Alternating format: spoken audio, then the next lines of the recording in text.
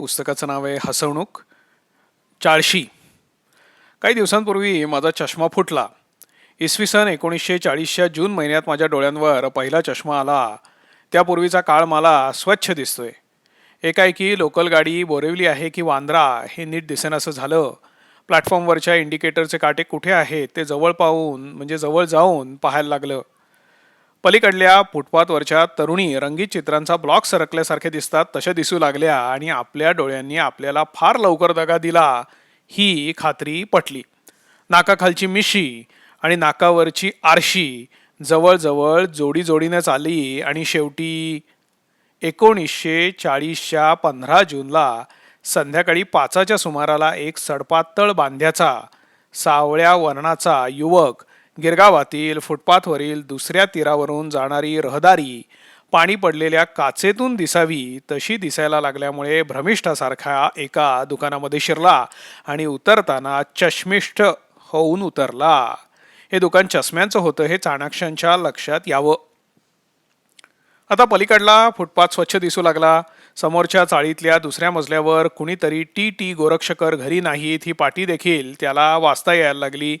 गेला महिना दीड महिना याला डोंगरे बालामृताची अक्षरं देखील क्षीण दिसत होती. ती आता सृष्टी बदलली. तो तरुणही निराळा दिसायला लागला. तो म्हणजे मी हे चतुर वाचकांना इत्यादी इत्यादी इत्यादी. त्यानंतर आयुष्यात अनेक चष्मे आणि चष्मेवाले स्वयंपाकघरातल्या बहुत नृपती ते सारखे आले गेले. काही हरवले, काही फुटले, काहींनी काडीमोड केली, काहींचे पूल मोडले, पण शेवटला चष्मा फुटला. त्याचं फुटणं मात्र जरा निराळं. मी 2 चष्मे वापरतो. दोन्ही नम्राचेच, पण एक उन्हाचा आणि दुसरा सावलीचा. रस्त्यात काळा चष्मा आणि घरामध्ये गोरा. काळा चष्मा लावून मी चाललेलो होतो आणि समोरून एक साहित्यिक मित्र आला. त्यांनी काहीही कारण नसताना एकदम कडकडून मिठी मारली आणि ती मिठी कोटाच्या वरच्या खिशात कडकडली. पापड मोडावा तसा चष्मा काचा काड्यांसकट मोडला. या माझ्या साहित्यिक मित्राला उगीचच मिठ्या वगैरे मारायची सवय आहे. त्याची एरवीची मिठी मला 2 चहा, खारी बिस्किट आणि एक सिगरेटचं पाकिट माचीससह एवढ्याला पडते, पण आजची मिठी नेमकी सेल्स टॅक्स वगळून जवळजवळ 34 रुपयांना मला पडणार होती. कोटाच्या वरच्या खिशात काचांचा आणि काड्यांचा चुरा झालेला होता.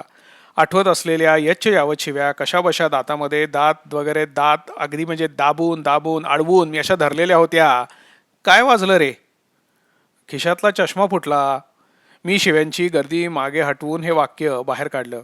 हात तिच्या, अरे एवढंच ना, दॅट्स ऑल राईट, चल चहा घेऊया. आता या माणसाला काय म्हणावं हे मला कळत नव्हतं असं नाही, पण तोंडून येईना. शिवाय वर चहा घेऊया हे होतंच. चहा पिताना ती फुर्र करायची सवय मला अधिकच जाचू लागली. बाकी माणसाला 2 ठेवून द्याव्यात असं वाटलं आणि तो जर त्या ठेवून देऊ शकला नाही तर त्याची काय विलक्षण गुदमरल्यासारखी अवस्था होते. ज्याच्या तोंडात ठेवायच्या त्याची प्रत्येक गोष्ट संताप आणते. एरवी माझे त्याचे संबंध, त्याची पुस्तके वाचूनही ठीक होते, पण आता त्याचा आवाज, त्याचं ते गुडघा हलवणं, त्याची ती चापून चोपून भांग काढायची पद्धत, त्याच्या मिशीचा आकार, नाकाजवळची चामखीड, सगळ्यांचाच मला राग येऊ लागला होता. चष्मेवाल्याचा चष्मा फुटला की त्याला जे काही होतं ते फक्त उपनेत्रवंतच जाणतात. आपण खुळे आहोत असं वाटायला लागतं. आपल्या हातून यापुढे एकही कर्तृत्वपूर्ण कृत्य घडणार नाही याची खात्री होते. चष्म्याशिवाय हिंडताना सारं जग हे पायांच्या अंगठ्यांचा सूड घेण्यासाठी घडलं आहे असं ठेचेला पटतं. दुर्दैवाची गोष्ट अशी की चष्म्याशिवाय आपल्याला दिसत नाही हे बिगर चष्मेवाल्यांना पटतच नाही. समोर येऊनही तो आउट ऑफ फोकस चित्रासारखा दिसतो. चेहऱ्यावर एक विलक्षण वेंधळेपणा येतो, पण तो उपनत्र घेतल्यामुळे आहे, म्हणजे चष्मा गेल्यामुळे आला आहे हे पाहणाऱ्याच्या ध्यानातच येत नाही. आणि एकूण पहिल्यापासूनच हा जरासा म्हणजे अशा स्वरूपाची टीका अप्रत्यक्ष किंवा प्रत्यक्ष रीतीनं ऐकू येते. आणि तशात मोडलेला चष्मा चष्मेवाल्याकडून वेळच्या वेळी मिळू नये म्हणजे 1-2 दिवसातच जग हे सारे जे दिसते ते अखेर जायाचे ही एकच ओळ नेमकी आठवते.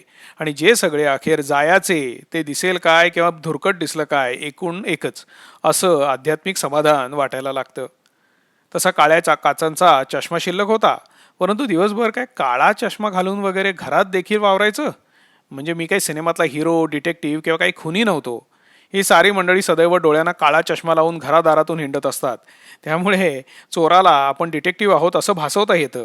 डिटेक्टिव्हला काळा चष्मा लावलेला दुसरा इसम डिटेक्टिव्ह आहे असं वाटून एकाच गुन्ह्याचा दोघांनी तपास करण्यात काय हशील असा पोक्त विचार सुचून तो दुसऱ्या एखाद्या चांगल्याशा खुनामागे लागतो आणि काळा चष्मेवाला हिरोईन पुढे चोर आणि तिच्या बापापुढे डिटेक्टिव्ह अशा दुहेरी भूमिकेतून वावरू शकतो.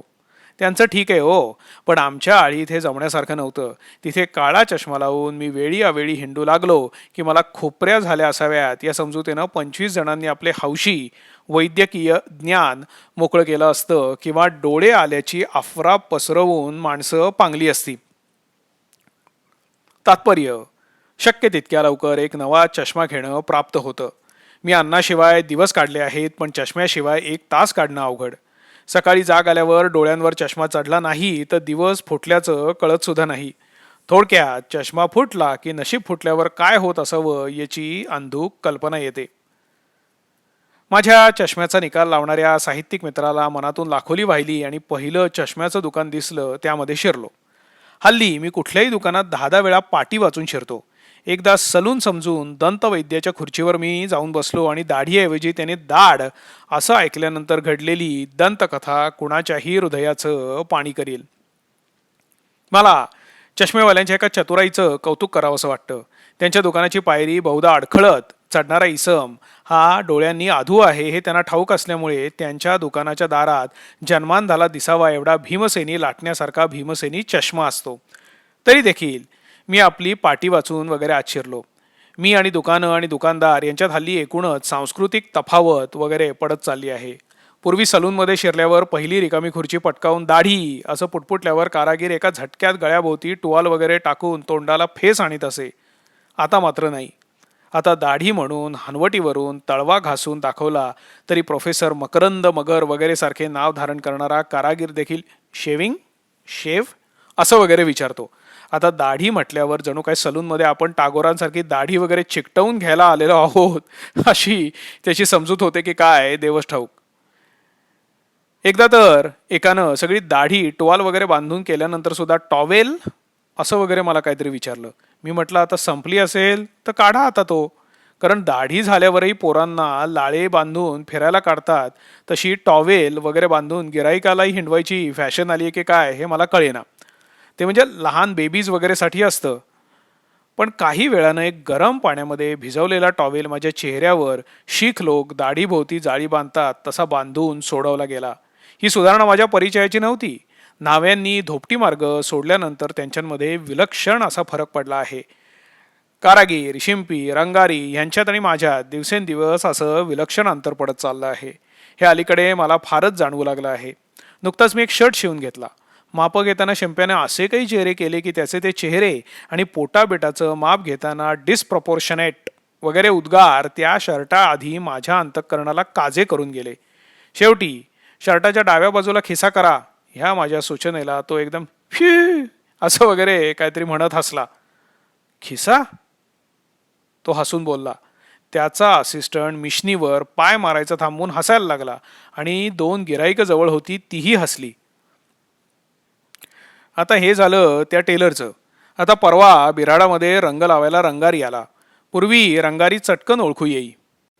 टोपीपासून चपलेपर्यंत स्वतः रंगरेला हा मनुष्य केव्हा आला आणि केव्हा गेला हेच काय, पण जुना रंग जाऊन भिंतीवर नवा रंग आला हे देखील कळत नसे.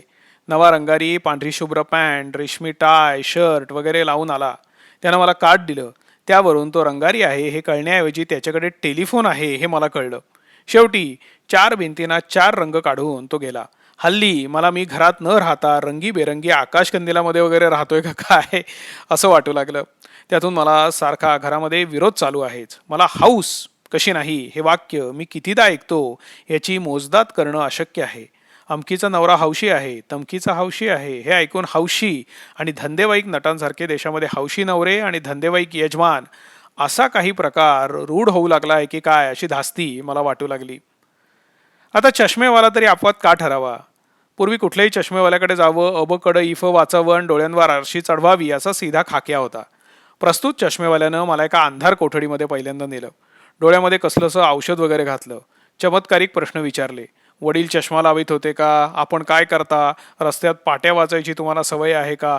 मी डोळे मिटून वाटेल ती उत्तरं दिल्यानंतर आपण काल येऊन जाव्या असं तो काहीतरी म्हणाला. आता काल आलेला मनुष्य काल कसा येणार आणि मग आज आलेला माणूस काल कसा येणार, मला काही कळेच ना त्याचं ते वाक्य. पण भारतीय भावनात्मक ऐक्य वगैरे बिघडायला नको म्हणून त्याची मराठी भाषा मी काही सुधारत बसलो नाही. बाहेर पडलो तर सगळं जग पिवळं दिसायला लागलं. मी घाबरून परत त्याला गाठलं, कारण तपासणीचे 5 रुपये देऊन कावीळ वगैरे मला विकत घ्यायची नव्हती. अरे ते काय नाही, ते तुमच्या आयमध्ये मॅडिसिन घालून टाकलं आहे त्याचा इफेक्ट आहे. ते 2-4 कलासमध्ये म्हणजे 2-4 तासामध्ये समदा साफ होऊन जायल. पण काल बरोबर 10 वाजता या बपोरमंदी. आता मग दुसऱ्या दिवशी बपोरमंदी मी गेलो. त्यानं जवळच्या होत्या नव्हत्या तितक्या काचा डोळ्यांवर चढवल्या. फूटपट्टीनं नाकापासून कान डोळ्यापासून डोळा मोजला. कडई इफ सोडाच, पण अनेक मासिकं कॅटलॉग काय नाही नाही ते वाचून घेतलं आणि शेवटी मला पाहायचा एक आणि वाचायचा एक असे 2 चष्मे घ्यावे लागतील असं जाहीर केलं. म्हणजे मला 40 लागेल? यस. उमर काय झाली साहेब? किती वाटते तुम्हाला? लगभग 51 वगैरे. मी त्याचं बिल टिकून 3 चष्मे घेऊन निघालो. एक पांढरा पाहायचा, एक काळा पाहायचा आणि एक जवळचं पाहण्याचा वाचण्याचा. नेमक्या 40व्या वर्षी मला 40 लागली. अजून दाखवायचे आणि खायचे दात एकच असले तरी पाहायची आणि वाचायची आरशी बदलली. एवढ्यात 20 ते 40 हा प्रवास झाला. मी एकदम अंतर्मुख झालो. 40 आली, काही वर्षांनी कवळी येणार. जवळचं दिसलं तर दूरचं नाही, दूरचं दिसलं तर जवळचं दुरावतं, अशी अवस्था आली. माझ्या डोक्यावर कृतांत कटका मलध्वजाचे तिशीतच झेंडावंदन झालं होतं. पण 40नं मला जरा अधिक धक्का दिला. एक वेळ 2 बायका सांभाळता येतील. काही वीरपुरुषांनी त्या सांभाळल्या आहे, त्याला इतिहास आणि वर्तमान साक्ष आहे. पण 2 चष्मे सांभाळणं अतिशय बिकट. आपल्या डोळ्यांवर कुठला चष्मा चढला आहे ते वेळच्या वेळी माणसाच्या लक्षात येतं तर जगातले अनेक अनर्थ टळले असते. सकाळचं वर्तमानपत्र सारवून आणल्यासारखं दिसू लागल्यावर त्या संपादकाच्या नावानं एखादा शब्द ओठातून बाहेर पडायच्या आतच आपण वाचायचा चष्मा लावलेला नाही हे कळतं. सुरुवातीला आत जाऊन तो चष्मा आणायचा उत्साह राहतो, पण पुढे पुढे चष्मा कपाळी ठेवून जरा वर्तमानपत्र डोळ्यांशी आणलं की लख्ख दिसतं हे उमगतं. चष्मेवाले दुकानदार हे गुपित आपल्यापासून लपवून ठेवतात. पण मात्र तसं वाचताना आपला अवतार अधिकच खोळ्यासारखा दिसत असावा, कारण मी वाचायची ती पोज घेतली रे घेतली की चिरंजीव शंकर्या किंवा ही धावत धावत जाऊन तो चष्मा मला आणून देतात. तो एकदा घातला की काढायचं राहून जातं आणि मग बसस्टॉपवर बस ओ रूट असली तरी ती बी रूट वाटायला लागते. खिशात 2 आणि नाकावर 1 असे 3 चष्म्यांचं ओझं बाळगीत हिंडावं लागतं. बसमध्ये शेजारी बसणाऱ्या माणसांनाच नेहमी चांगली चांगली मासिकं कशी मिळतात कळत नाही. 1 चष्मी मंडळींना शेजारचं आणि आपलं वाचन एकदम जोडीनं जमतं. आता दूर पाहण्याच्या चष्म्यातून त्याच्या पाण्यावरची जरा देखणी चित्र धुरकट दिसतात. बरं, चष्मा बदलून ते बघावं तर आपलं मासिक हा फुकटात वाचित आहे हे शेजारच्याच्या लगेच लक्षात येतं. त्यामुळे त्या भुरकटपणामध्येच समाधान मानावं लागतं. आजूबाजूचं लख्ख दिसतं, पण बसमध्ये नेहमीच काही आजूबाजू प्रेक्षणीय असतं असं नाही. शेवटी एक अनुभव असा आहे की प्रेक्षणीय प्रवासी आणि मी यांचा एक सनातन लपंडाव आहे. मी तळमजल्यावर असलो की वरच्या मजल्यावर जागा रिकामी असते आणि वरच्या मजल्यावरून मला स्टँडवरच्या क्यूमध्ये दिसणारी नयनाल्हादकारक सुकांत चंद्रानना आत आली की तळमजल्यावर शिटा मोकळ्या असतात. मात्र 40शीतून मागे पाहिलं की जग निराळं दिसतं हेच खरं. नव्या चष्म्यानं जवळचं जग दिसतं नीट, पण जरा अपरिचित वाटू लागतं आणि माझ्यातला मी शोधावा असं वाटायला लागतं. 20मध्ये सृष्टी नवीन होती. आता 40शीत ती दुप्पट नवीन दिसायला लागेल अशी कल्पना नव्हती. 40शी आली की पुणे मुंबई प्रवासाच्या भाषेत बोलायचं म्हणजे कर्जत आल्यासारखं वाटतं. घाटातली थंडी आणि वनश्री संपून उकाडा सुरू होतो. पण काही महाभाग मुंबई ते पुणेही प्रवास करतात. त्यांचा जीवनातल्या धडपडीचा उकाडा संपवून गारवा येतो. लोक पैशाची ऊब का म्हणतात देव जाणे. हा इंग्रजी वाक्प्रचार असावा. आपल्या देशी भाषेत बोलायचं झालं तर पैशाचा गारवाच म्हटलं पाहिजे. प्रवास कुठल्या का दिशेला असेना इकडून कल्याण, दादर, बोरीबंदर आणि तिकडून लोणावळा, शिवाजीनगर, पुणे झालं की खेळ खलास. मग मागे फक्त चष्मे उरतात. इंग्रजीत या चाळीशीला चावट चाळीशी म्हणतात. गद्धे पंचवीशी, चावट चाळीशी, नाठी साठी या शब्दांना अर्थ मात्र खूप खोल आहेत, हेच खरं. चाळीशीच्या सुमाराला विशीतून सुरू झालेला जीवनातल्या धडपडीचा वेग आवरलेला असतो. नानाविध अनुभवांचं धरण साठलेलं असतं. स्थिरचराला अनुभूतींचं साहचर्य लाभलेलं असतं. उगवता चंद्र सोबत काही कडू काही गोड आठवणी घेऊन उगवलेला असतो. तो दिसतोही आपल्या डोळ्यांना तसाच. माझ्या विशीतल्या उगवत्या चंद्रानं एका नाजूक वियोगाचा चटका दिला होता. आमराईतल्या मोहराच्या गंधानं एका सुरेल कोकिळ कंठातील स्वरवेल फुलवलेली होती. समुद्राच्या एका लाटेनं जीवापाड जपलेल्या काही गोड काही कडू आठवणी वाहून नेलेल्या होत्या. तिशीपर्यंत या साऱ्या स्मृतींचा सुगंध दरवळत होता. काही अत्तरांचा कडवट वास देखील घ्यावा घ्यावासा वाटतो, पण चाळीशी गाठता गाठता त्या जखमा बुजलेल्या असतात. नव्हे, वण देखील नाहीसे झालेले असतात आणि म्हणूनच पाटी पुन्हा एकदम कोरी होऊन जाते. खानदानी गाण्याच्या नुसत्या आठवणींनी फुलून उठणारे तिशीतलं मन विशीतला रंग फिका न पडल्यामुळे सिनेमातल्या गाण्यांचा तिरस्कार करून उठतं. आता मुलाबाळांच्या किंवा अगदीच खरं सांगायचं म्हणजे मुलीबाळींच्या परिवारात फरमायशी कार्यक्रम ऐकताना अरे कसली रे टामटाम टुमटुम गाणी ऐकता म्हणणारा मी नकळत ती गाणी कान देऊन ऐकू लागतो आणि त्यांच्यामध्ये रमून जातो. काळी विजार आणि पिवळा शर्ट घालून हिंडणारी षोडश वर्ष देशिया तिशीत आढळली असती तर संस्कृती बुडाली म्हणून मी पहिली हैराण आरोळी ठोकली असती, कारण पंचवीशीत पाहिलेल्या मंगळागौरींचा मेळावा मनातून पूर्ण उठलेला नसतो. आता हे नवे ध्यान देखील दुसऱ्यांदा पाहण्याच्या योग्यतेचं असावं बरं का, असं आपल्याला वाटू लागतं. तात्पर्य काय? विशीतलं तारुण्य चाळीशीत दुप्पट उत्साहानं उसळी घेतं आणि तिशीतली मतांची तीव्रता साठीमध्ये दुप्पट हट्टी होऊन येते. आणि म्हणूनच की काय कोण जाणे तो जुना मी पुन्हा एकदा पाहावा असं वाटायला लागतं. तिशीतून मागे पाहत होतो तेव्हा बालपणीच्या आठवणींचे चटके विसरलेलो नव्हतो. चाळीशीतून बालपण, त्यातले पाढे, मोडी पुस्ती, भूगोलातले कुट प्रश्न आणि इतिहासाच्या सनावल्या या वेदना जमेला धरून सुद्धा मजेशीर मजेशीर वाटायला लागतात.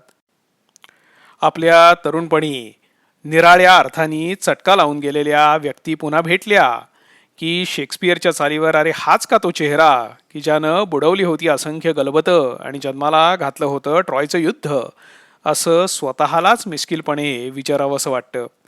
सारी युद्ध शांत झालेली असतात तोपर्यंत मन देव टाक्यासारखं निर्मळ होतं आणि म्हणूनच कदाचित नवा रंग स्वीकारायला नाही म्हणत नाही. मनाच्या खऱ्या औदार्याचा साक्षात्कार चाळीशीचाच होतो आणि म्हणूनच कदाचित प्रथमच चाळीशी चढवलेल्या त्या कोण्या इंग्रजानं म्हटलं असेल की आयुष्याची सुरुवात ही खरी चाळीशीमध्येच होते. न्याय अन्याय मान अपमान प्रेमभंग आणि प्रेमपूर्ती निर्धनता आणि सधनता हे सारे भोग भोगून चाळीशीतला माणूस म्हणतो असं. या खेळाचे नियम हे असे आहेत होय. आता आलं लक्षात. आता मांडा तो सारीपट. आहे मी तयार.